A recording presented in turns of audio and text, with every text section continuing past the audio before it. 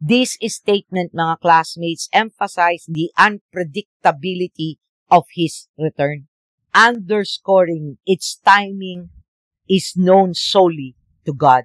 He urged his followers to remain vigilant and prepared, living faithfully without fixating on when the end would come.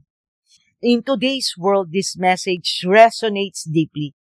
Life is filled with uncertainties, mga classmates, and unforeseen events can alter our circumstances in an instant. Rather than becoming preoccupied with predicting future occurrences, we are called to focus on our present actions, ensuring that we live with integrity, purpose, and readiness for whatever may come. A practical application of this teaching, mga classmates, is the importance of being spiritually and morally prepared at all times.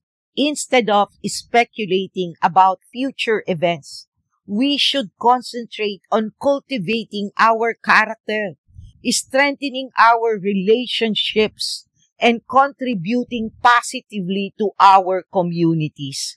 This proactive approach ensures that we are ready to face any challenges that arise, grounded in faith and resilience.